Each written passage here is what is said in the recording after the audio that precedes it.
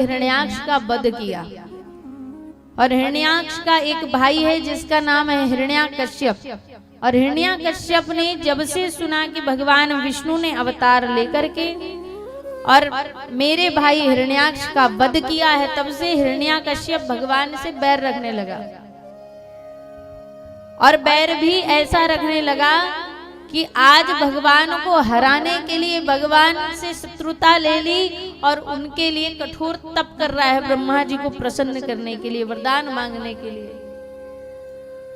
देखो, जो उस समय में शत्रु भी हुए ना, तो वो भी भगवान के जो शत्रु भी थे उनका भी उद्धार इसलिए किया परमात्मा ने, क्योंकि वो भी वर्षों वर्षों तक बैठ करके तप किया करते थे, तब जाकर भगवान मिले, उद्धार किया। चाहे रावण की बात करो, चाहे हिरण्याकश्यप की। जब हिरण्याकश्यप को ज्ञात हुआ कि मेरे भाई हिरण्याक्ष को भगवान ने बराह अवतार लेकर के और उसको मार दिया, उसका उद्धार कर दिया, तो आज हिरण्याकश्यप कठोर तप करने बैठ गया। जिसका विशाल शरीर है, जिसकी विशाल भुजाएं हैं, ऐसा हिरण्याकश्यप जब तप करने के लिए बैठा तो हजारों वर्ष तक तप करता रहा, जिसके कारण शरीर सूख के हड्डी हो गया। शरीर में चींटियों ने बिल बना लिया, लताओं ने उसके शरीर को जकड़ लिया, लेकिन तपस्या भंग नहीं की, कठोर तप कर रहा था। ब्रह्मा जी प्रसन्न हो गए। जितने भी असुर हैं सब ब्रह्मा जी की तपस्या करते हैं, क्योंकि ब्रह्मा जी एक ऐसे देवता हैं जिनकी तपस्या वैसे तो बहुत कम लोग करते हैं, और अगर कोई कर ले तो ब्रह्मा जी चाहते हैं कि हमसे रूठे ना। वैसे भी हमारे भक्तों की लिस्ट कम है। तो जब हिरण्याकश्यप ने तप किया और ब्रह्मा जी जब प्रसन्न होकर के आए, तो ब्रह्मा जी ने कहा कि भैया हम तुम्हारी तपस्या से प्रसन्न है, मांगो क्या मांगना चाहते हैं। हिरण्याकश्यप बोला कि प्रभु मैं ज्यादा कुछ नहीं मांगना चाहता, बस आप मुझे अमर कर दो। ब्रह्मा जी बोले कि देखो, मैं अमर नहीं कर सकता। अमर इसलिए नहीं कर सकता क्योंकि समय समय पर ब्रह्मा भी बदलते हैं, इंद्र भी बदलते रहते हैं, और इसलिए मैं अमरता का तो वरदान तुम्हें नहीं दे सकता। परंतु ब्रह्मा जी ने सोचा कि अगर हिरण्याकश्यप हमसे रूठ गए तो एक तो बड़े कम हमारे भक्त हैं, तो ब्रह्मा जी ने कहा एक काम करो, मैं तुम्हें अमरता का वरदान नहीं दे सकता, पर इसके बदले मैं तुम्हें 2 वरदान दे दूंगा, एक के बदले 2। हिरण्याकश्यप फिर बोला कि प्रभु आप मुझे फिर अमरता का वरदान नहीं दे सकते, तो फिर 1 और 2 की बात मत करो, जितने वरदान मैं मांगूंगा आप बस मुझे दे देना। ब्रह्मा जी बोले अच्छा ठीक है। अब हिरण्याकश्यप ने बुद्धि लगाई और सोचा कि अमरता का वरदान ना सही, पर ऐसा वरदान मांग लूंगा कि अमर ही कहलाऊंगा। और हिरण्याकश्यप ने वरदान मांगने प्रारंभ किए कि ब्रह्मा जी मैंने आपका इतना तप किया, आपका ध्यान किया, और मैं आपसे वरदान में बस यही चाहता हूँ कि जब मेरी मृत्यु हो तो ना मैं अंदर मरूं, ना बाहर मरूं, ना ऊपर मरूं, ना नीचे मरूं, ना नर से मरूं, ना पशु से मरूं, ना 12 महीने में किसी से मरूं, ब्रह्मा की बनाई हुई सृष्टि में मैं किसी से ना मरूं, और 12 महीने में कभी ना मरूं, न दिन में मरूं, न रात में मरूं। सारे वरदान मांग लिए, और ऐसा लगने लगा हिरण्याकश्यप को कि ब्रह्मा जी ने अगर ये वरदान दे दिए तो मैं तो वैसे भी अमर हूं। ब्रह्मा जी ने कहा तथास्तु। ब्रह्मा जी चले गए। हिरण्याकश्यप को लगा कि अब मैं अमर ना सही, पर मैं ऐसा बन गया हूं कि अब मुझे कोई भी नहीं मार सकता, ना नर ना पशु, ना मैं ऊपर मरूंगा, ना नीचे मरूंगा, ना दिन में मरूंगा, ना रात में मरूंगा, ना अंदर मरूंगा, ना बाहर मरूंगा, ना 12 महीने में किसी महीने में नहीं मरूंगा। इसका अर्थ है कि मैं अमर हूं। और अपने आप को अमर समझकर अपने राज्य में जाकर के सबसे कह दिया कि मेरा सबसे बड़ा शत्रु है विष्णु, और कोई भी मेरे राज्य में नारायण का नाम नहीं लेगा। पर हमारे यहाँ एक कहावत है कि कभी कभी दिया तले अंधेरा होता है। हिरण्याकश्यप के राज में सब हिरण्याकश्यप से बहुत डरते थे, जिसके कारण कोई भी नारायण का नाम नहीं लेता था। लेकिन उन्हीं के घर एक पुत्र हुआ जिसका नाम था, बोलो जी क्या नाम था? कथा तो कई बार सुनी है ना, क्या नाम था? जल्दी बताओ। प्रहलाद।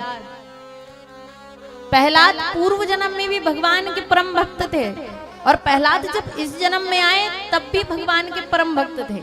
कभी कभी हमें बस इशारा अगर कोई कर दे तो हमें पता चल जाता है कि हमारे जीवन का गंतव्य क्या है, हमारा जन्म क्यों हुआ है। प्रहलाद का जब जन्म हुआ तब तो अनभिज्ञ थे, परंतु जब नगर में भ्रमण करते करते एक कुम्हारिन के घर पहुंचे तो वो कुम्हारिन जोर जोर से रो रही थी। प्रहलाद ने बचपन से यही सुना है कि मेरे पिता हिरण्याकश्यप भगवान है और सारे राज्य में सब हिरण्याकश्यप को ही भगवान कहते हैं। और जब कुम्हारिन के घर गए तो कुम्हारिन रो रही थी। प्रहलाद ने पूछा, कुम्हारिन तुम्हारे रोने का कारण क्या है? उसने कहा कि प्रहलाद, आज मैं एक माटी के घड़े को आग में पका रही थी और मैंने देखा नहीं उसके भीतर दो जीव बैठे और वो बुरी रूप से घायल हो गए हैं और मैं रो रो कर भगवान से, नारायण से यही प्रार्थना कर रही हूँ कि इनको ठीक कर दे। भगवान से कह रही हूँ। प्रहलाद ने कहा, भगवान से कहना है तो परमात्मा तो मेरे भगवान तो हिरण्याकश्यप है, मेरे पिता है। अगर ये बात भगवान से कहनी है तो मैं जाकर अभी कह देता हूँ। उस कुमारिन ने बताया कि नहीं नहीं, ये जो तुम्हारे पिता ये परमात्मा थोड़ी है। परमात्मा के तो 4 हाथ होते हैं, हाथ में सुदर्शन चक्रधारी होते, कमल नयनों वाले हैं, तुमने तो दर्शन ही नहीं किए। पर प्रहलाद, अगर दर्शन करना चाहते हो ना तो मैं तुम्हें ऐसा मंत्र बता दूंगी कि जिससे तुम्हें भगवान के दर्शन हो जाएंगे। प्रहलाद ने कहा, अच्छा भगवान का रूप कैसा होता है? कुमारिन ने रूप का वर्णन किया कि भगवान चतुर्भुज रूप धारण करके आते हैं, जब भी भक्तों पर कष्ट पड़ता है उनकी सहायता करते हैं। और जब कुम्हारिन की बात सुनी तो इशारा मिल गया प्रहलाद को, और जो स्वरूप का वर्णन सुना तो प्रहलाद के मन में भक्ति जागृत हो गई और वहीं से भगवान का नाम जप करना प्रारंभ कर दिया, नारायण नारायण नारायण नारायण। और अब तो जो भगवान के स्वरूप को सुना है, मानो कि अंतःकरण में भगवान की छवि के दर्शन भी हो गए कि हाँ मेरे प्रभु ऐसे ही दिखते होंगे। और नाचते कूदते हुए सारे नगर में श्रीमन नारायण नारायण नारायण नारायण करते घूमते हुए जा रहे हैं। तभी हिरण्याकश्यप के कानों में आवाज पड़ी कि मेरे राज्य में, मेरे क्षेत्र में, मेरे महल के पास ये कौन है जो मेरे शत्रु का नाम ले रहा है? अपने सैनिकों से कहा, जाओ जाकर देख कर आओ। सैनिक गए और जाकर के जो देखा लौट कर आए, बोले महाराज आपके शत्रु का नाम लेने वाला कोई और नहीं, आपका अपना बेटा प्रहलाद है। हिरण्याकश्यप ने कहा कि जाओ उसको लेकर के मेरे पास आओ। सैनिक गए, प्रहलाद को लेकर के आए। हिरण्याकश्यप ने समझाने का प्रयास किया, पूछना चाहते हैं प्रहलाद से कि ये नारायण का नाम क्यों ले रहे हो, ये नारायण कौन है? और जैसे प्रहलाद से प्रश्न किया कि नारायण कौन है, प्रहलाद ने भगवान का वर्णन करना, भगवान की करुणा का, कृपा का वर्णन करना शुरू किया। हिरण्याकश्यप ने कहा कि ये ऐसे सुधरने वाला नहीं है, इसको मैं कुछ भी समझाऊंगा समझ आने वाला नहीं है, इसको असुरी विद्या सिखाने के लिए गुरुकुल में भेजना पड़ेगा। अपने गुरुदेव को बुलाया और कहा कि इसे लेकर के जाओ और जो असुरी वृत्ति होती है, जो असुरों की विद्या होती है, चोरी करना, डाका डालना, अत्याचार करना, सारी विद्या इस प्रहलाद को सिखाना। और गुरुदेव से एक बात कह दी कि विशेष एक बात पर ध्यान देना, क्या कि ये जो नारायण का नाम लेता ना बस उसको भूल जाए। अपना पुत्र है इसलिए सीधे कोई कष्ट नहीं पहुंचाना चाहा, भेज दिया गुरुकुल में। गुरुकुल में जब भेजा तो गुरुदेव सारे विद्यार्थियों को पढ़ा रहे हैं, तो हिरण्याकश्यप ने अपने राज्य में ये कह दिया कि उनका भगवान हिरण्याकश्यप है। और गुरुकुल में भी गुरुजी नाम अगर भगवान का लिखवाते तो लिखवाते हिरण्याकश्यप नमो नमः।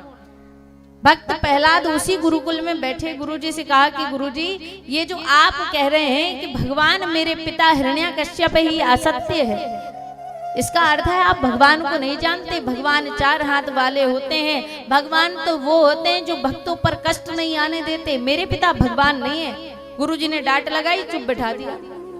प्रहलाद ने कहा कोई बात नहीं, सारे बच्चे हिरण्याकश्यप का नाम लिखते और प्रहलाद अपने नारायण का नाम लिखते। लेकिन गुरुजी जब कुछ कार्य से बाहर चले गए, उस समय प्रहलाद ने देखा सारे विद्यार्थी, सारे शिष्य बैठे थे गुरुकुल में। और प्रहलाद ने बताया कि देखो तुम जिसका नाम लेते हो वो मेरे पिता है, मैं उन्हें जानता हूँ, वो तो अत्याचार करते हैं, लोगों को परेशान करते हैं, पर परमात्मा ऐसे नहीं है। परमात्मा लोगों की सहायता करते हैं, उनके कष्ट को दुख को हरने वाले हैं। मैंने उनकी छवि के दर्शन किए हैं, 4 हाथ वाले हैं, विशाल नयनों वाले हैं, करुणा के सागर हैं। सारे बच्चे भक्त प्रहलाद की बात में आ गए और कहा कि प्रहलाद, अगर भगवान वो होते हैं तो हमें भी उनके दर्शन करना है, बताओ हमें क्या करना चाहिए। भक्त प्रहलाद बोले कि देखो, आप जिस गुरुकुल में बैठे हो, जैसे वस्त्र धारण किए हो, जैसा रूप बना रखा है, ऐसे में भगवान नहीं मिलेंगे। सबसे पहले तो आपको भगवान का नाम लेने के लिए स्नान करना पड़ेगा, शुद्ध वस्त्र धारण करने पड़ेंगे, माथे पर तिलक लगाना पड़ेगा, गले में कंठी धारण करना पड़ेगा। सारे बच्चों को जब बताया, सारे बच्चे बोले कि प्रहलाद जैसा कहोगे हम वैसा करेंगे, बस हमें भगवान से मिला दो। सभी ने सफेद रंग के वस्त्र पहने थे। प्रहलाद ने कहा सभी अपने वस्त्र उतार के दो। एक बड़े से टाके में जाकर सिंदूर घोला, उसमें सभी के वस्त्र उतार कर डाल दिए, सभी को भगवा रंग के वस्त्र पहना दिए, बाल्टी में सिंदूर घोला, चंदन घोला, तिलक लगा दिया, कंठी पहना दी। अब बोले मेरे साथ आप सब मिलकर के नारायण का नाम गाइए।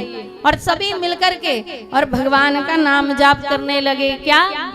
श्रीमन नारायण नारायण हरि हरि, श्रीमन नारायण नारायण हरि हरि, श्रीमन नारायण नारायण हरि हरि, श्रीमन नारायण नारायण हरि हरि।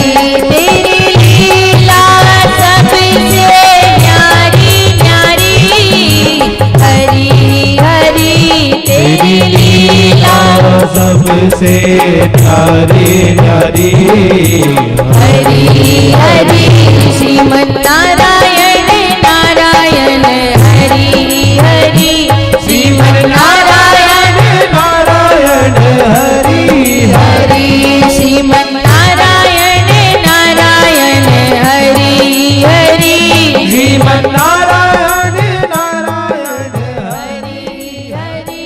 तेरी लीला सबसे न्यारी न्यारी, हरि हरि तेरी लीला सबसे न्यारी न्यारी, हरि हरि, श्रीमन नारायण नारायण हरि हरि, श्रीमन नारायण नारायण हरि हरि, श्रीमन नारायण नारायण हरि हरि।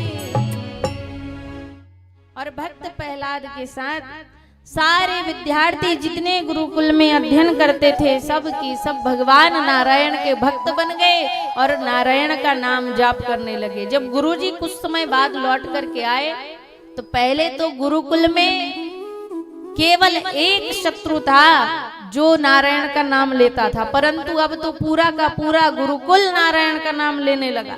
गुरुजी ने देखा और गुरुजी ने जैसे ही देखा, सारे विद्यार्थियों को डांट लगाई, भजन करने से रोक दिया, नारायण का नाम लेने से रोक दिया।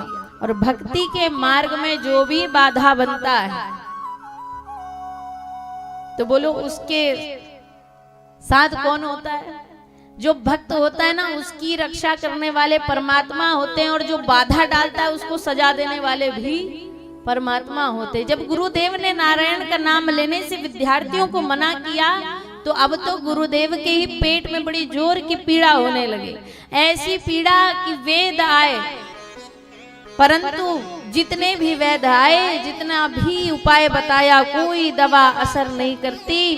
खूब पीड़ा हो रही है, गुरुजी रोने लगे, बड़ी पीड़ा हो रही है। भक्त प्रहलाद गए, कहा कि गुरुदेव अगर आप चाहें तो मैं आपकी पीड़ा को दूर कर सकता हूं, और ये मेरा विश्वास है कि आपकी पीड़ा 100% दूर हो जाएगी। बस एक उपाय है जो आपको करना पड़ेगा।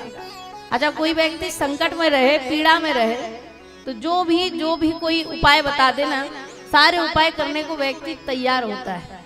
गुरुजी ने कहा कि जल्दी बताओ प्रहलाद, बड़ी पीड़ा हो रही है। बोले कोई बहुत बड़ा उपाय नहीं है, बस एक छोटा सा उपाय है कि आपको मेरे साथ नारायण का नाम लेना पड़ेगा।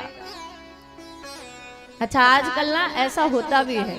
अच्छा देखो, ये तो भक्त प्रहलाद है जो सबको नारायण से जोड़ रहे हैं, विष्णु से जोड़ रहे हैं, श्री हरि से जोड़ रहे हैं, पर आजकल कुछ लोग ऐसे हैं जो आपको धर्म से तोड़ रहे हैं ऐसा बोल के। अच्छा ज्यादा संकट में हो क्या, घर में खाने को नहीं है, कष्ट है, चलो हम 5 किलो राशन देंगे, धर्म बदल लो। हाँ क्या कहते हैं, आपका बेटा बीमार है, नौकरी नहीं लग रही, चलो हमारे धर्म में आ जाओ, काम हो जाएगा, ये संप्रदाय में जुड़ जाओ, काम हो जाएगा। और सबसे ज्यादा मूर्ख तो वो व्यक्ति है जो 33 कोटि देवी देवताओं को छोड़कर और उनकी बात में आ भी जाते हैं।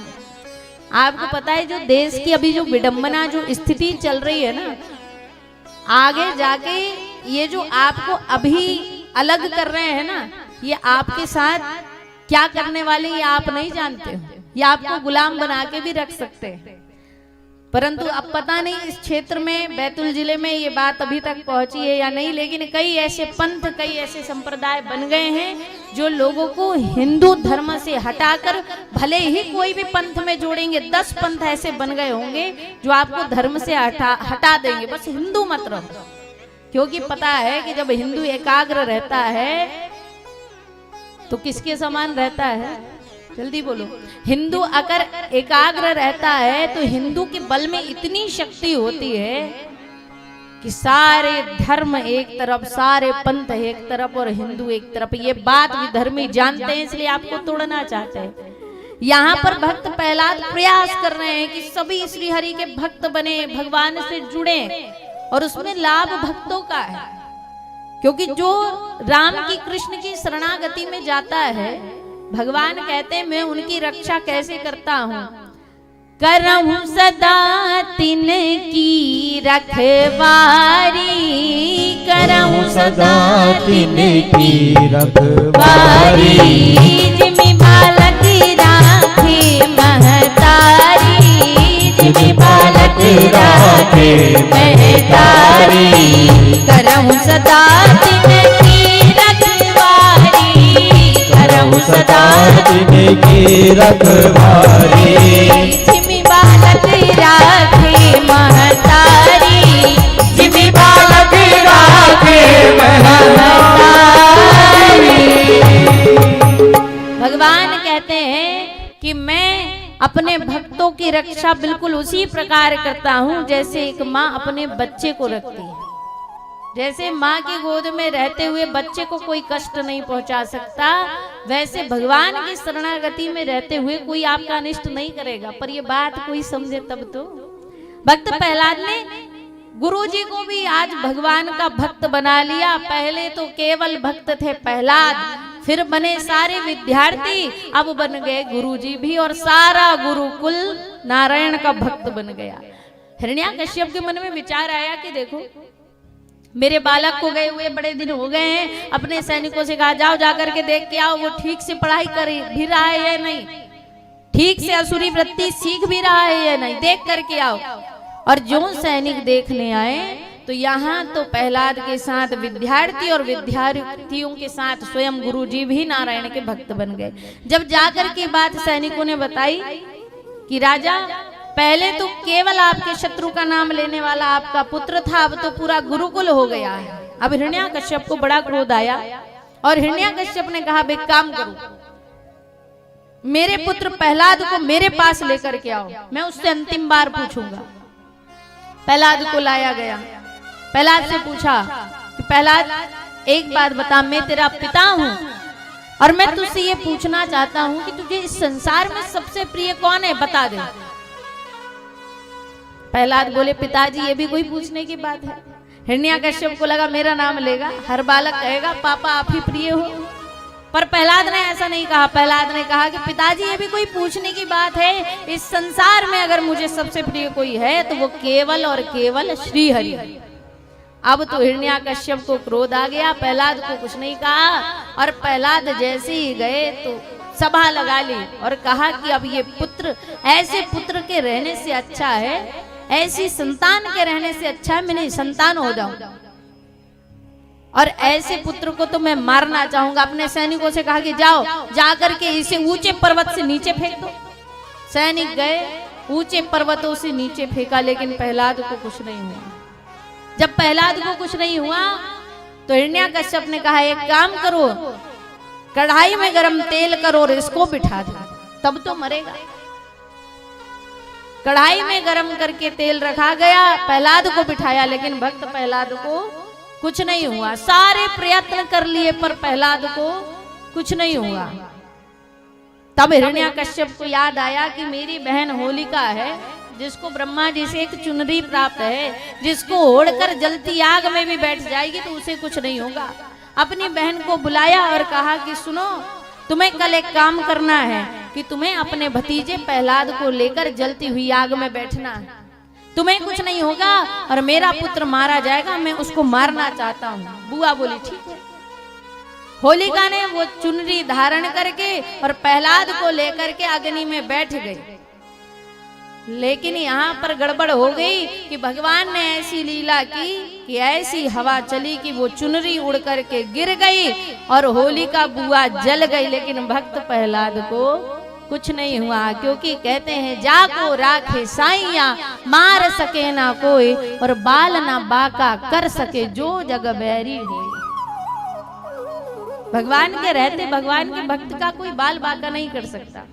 और यहाँ पर प्रहलाद को जब कोई मार नहीं पाए, अब हिरण्याकश्यप बोला मैं किसी के भरोसे नहीं रहूंगा, अब मैं इस पुत्र को स्वयं मारूंगा। भरी सभा में प्रहलाद को बुलाया और अंतिम बार पूछा गया। हिरण्याकश्यप क्रोध में है और अंतिम बार पूछ रहा है, प्रहलाद अब मैं तुझसे अंतिम बार पूछ रहा हूँ, तू बता दे तुझे संसार में प्रिय कौन है। प्रहलाद का उत्तर वही पिताजी श्री हरि है। अब तो हिरण्याकश्यप को क्रोध आया और उसने तलवार निकाला और तलवार निकाल कर प्रहलाद को मारने वाला कि प्रहलाद की माँ कयादू सामने आ गई और उसको तलवार लग गई और वो मर गई। जब उसकी मृत्यु हो गई तो हिरण्याकश्यप ने कहा कि देख प्रहलाद, तेरी जिद तेरे हट के कारण तेरी माँ की मृत्यु हो गई। प्रहलाद बोला कि पिताजी मृत्यु नहीं हुई, ये तो श्री हरि के पास चली गई। संसार में व्यक्ति किसी से डरता है ना तो वो केवल मृत्यु है, और वो इसलिए डरता है क्योंकि उसने कर्म ऐसे किए हैं कि मृत्यु के बाद पता है नरक मिलेगा। लेकिन ये जो मृत्यु है ना, ये परम आनंद है, इसके बाद नया जीवन मिलेगा, पुनः भजन मिलेगा। हो सकता है इस बार हम 60 वर्ष की आयु में भक्ति में आए, परंतु यही भक्ति के प्रभाव से अगला जब जन्म होगा तो जन्म लेते से ही भक्त बन जाए। जो भक्त होता है वो डरता नहीं है। प्रहलाद ने कहा ये मरे नहीं है, ये तो श्री हरि के पास गए। अब तो हिरण्याकश्यप के क्रोध की सीमा नहीं रही और कहा फिर श्री हरि, फिर नारायण, बता कहाँ है तेरा नारायण। प्रहलाद बोले कि पिताजी प्रश्न गलत किया आप पूछ रहे हैं कहाँ है तेरा नारायण, आपको पूछना चाहिए कहाँ नहीं है तेरा नारायण। क्योंकि नारायण कैसे है, नारायण के लिए लिखा है क्या, हरि व्यापक सर्वत्र समाना, हरि व्यापक सर्वत्र समाना, प्रेम प्रकट होई मैं जाना, प्रेम प्रकट होई मैं जाना, हरि व्यापक सर्वत्र समाना, हरि व्यापक सर्वत्र समाना, प्रेम प्रकट होई मैं जाना, प्रेम प्रकट होई मैं जाना, सिया राम मैं सब जग जानी, सिया राम मैं सब जग जानी, करहु प्रणाम जोरी जुग पानी, करहु प्रणाम जोरी जुग पानी। भक्त प्रहलाद कहते हैं कि पिताजी आपने प्रश्न गलत किया है कि तेरा हरि कहाँ है। आप ये पूछिए तेरा हरि कहाँ नहीं है। हरि व्यापक सर्वत्र समाना, मेरा हरि हर जगह विराजमान है, बस प्रकट तब होगा प्रेम प्रकट हो ही मैं जाना। जिसके पास प्रेम है उसको दिख जाते हैं, जिसके पास प्रेम नहीं उसको नहीं दिखते। हिरण्याकश्यप ने कहा अच्छा बड़ी बड़ी बातें कर रहा है, ये बता इस खम्भे में तेरा भगवान है। बोले हाँ इस खम्भे में भी मेरा भगवान है। तो बोले बुला हरि को मैं देखना चाहता हूँ। प्रहलाद गए खम्भे के पास। देखो ये जो प्रेम होता है ना, ये प्रेम ही है जो भगवान को प्रकट करता है। कहते हैं कि प्रेम परिचय को पहचान बना देता है, प्रेम परिचय को पहचान बना देता है, प्रेम वीराने को गुलिस्तान बना देता है। और मैं आप बीती कहती हूँ औरों की नहीं, ये प्रेम ही है जो पत्थर को भगवान बना देता है। जब मूर्ति आती है ना मंदिरों में, केवल पत्थर होता है, ये आपका प्रेम, आपके भाव है जो उसमें भगवान नजर आते हैं। प्रहलाद गए उस खंबे के पास, बोलो आप और हमको कोई कहेगा खंबे में भगवान, हम कहेंगे कुछ भी बताते हो, मंदिर मूर्ति में होंगे, यहाँ क्यों होंगे? लेकिन प्रहलाद ने कहा हाँ, इस खंबे में भी भगवान है। और जाकर के खंबे के पास हाथ जोड़कर खड़े हो गए। और भगवान विष्णु सोचते हैं, भगवान श्री कृष्ण सोचते हैं कि भैया हमारा मान जाए तो जाए, पर भक्त का मान टल ना पाए। हमारी बात चली जाएगी ना, एक बार चलेगा, लेकिन भक्त की बात हम नहीं जाने देंगे। और भक्त प्रहलाद उस खंबे के पास जाकर हाथ जोड़कर खड़े हो गए कि प्रभु अब तो मेरी लाज रख लेना। मैंने भरी सभा में कह दिया कि आप यहीं विराजमान हो और मेरे कारण आपको अवतार लेना पड़ेगा, आना पड़ेगा। और उस खंबे के चारों ओर घूमते हुए भक्त प्रहलाद भगवान को बुलाने लगे और कहने लगे क्या? श्रीमन नारायण नारायण हरि हरि, श्रीमन नारायण नारायण हरि हरि, श्रीमन नारायण नारायण हरि हरि, श्रीमन नारायण नारायण हरि हरि। तेरी लीला सबसे न्यारी न्यारी हरि हरि, तेरी लीला सबसे न्यारी न्यारी हरि हरि, श्रीमन नारायण नारायण हरि हरि, श्रीमन नारायण नारायण हरि हरि, श्रीमन नारायण नारायण हरि हरि, श्रीमन नारायण नारायण हरि हरि। और जो प्रहलाद ने भाव के साथ भगवान को बुलाया तो उसी खंबे से साक्षात नरसिंह अवतार लेकर के भगवान प्रकट होते हैं। बोलिए नरसिंह भगवान की जय हो। नर का शरीर, शेर का मुख, नरसिंह अवतार लेकर के जब भगवान प्रकट हुए तो हिरण्याकश्यप के साथ युद्ध करने लगे। हिरण्याकश्यप को लग रहा था वो अमर है, उसको कोई मारेगा नहीं। भगवान बोले हिरण्याकश्यप तुझे अहंकार हो गया था कि तुझे कोई मार नहीं सकता, परंतु तूने जो वरदान मांगा है मैं उसी के दायरे में रह करके तुझे मारूंगा। तूने कहा था कि मैं 12 महीने में किसी महीने में ना मरूं। ये जो माह चल रहा है इसे पुरुषोत्तम मास कहते हैं। मैं तुझे 12 महीने में नहीं मार रहा हूँ। तूने कहा था ना दिन में मरूं ना रात में मरूं, ना मैं दिन में आया हूँ ना मैं रात में आया हूँ। तूने कहा था ना अंदर मरूं ना बाहर मरूं। भगवान हिरण्याकश्यप को लेकर बीच लहरी में पहुंचे। तूने कहा था ना ऊपर मरूं ना नीचे मरूं। भगवान ने उसे अपनी जंघाओं पर लेटा लिया। तूने कहा था ना नर से मरूं ना पशु से मरूं। भगवान कहते ना मैं नर हूं ना मैं पशु हूं। तूने कहा था ना अस्त्र से मरूं ना शस्त्र से मरूं, ना मैं तुझे अस्त्र से मारूंगा ना शस्त्र से मारूंगा। तूने कहा था कि ब्रह्मा की बनाई हुई सृष्टि में किसी से ना मरूं, तो मैं ब्रह्मा की बनाई हुई सृष्टि में नहीं आता। और भगवान को जब क्रोध आया तो भगवान ने अपने नाखूनों से और उसकी छाती पर प्रहार करके और हिरण्याकश्यप का भी उद्धार कर दिया। बोलिए नरसिंह भगवान की जय हो।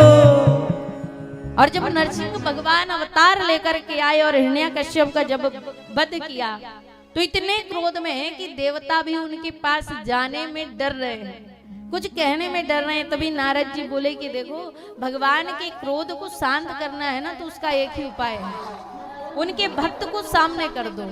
भक्त प्रहलाद जब सामने गए तो आज भक्त प्रहलाद को गोद में बिठा करके आज भगवान खूब स्नेह कर रहे हैं।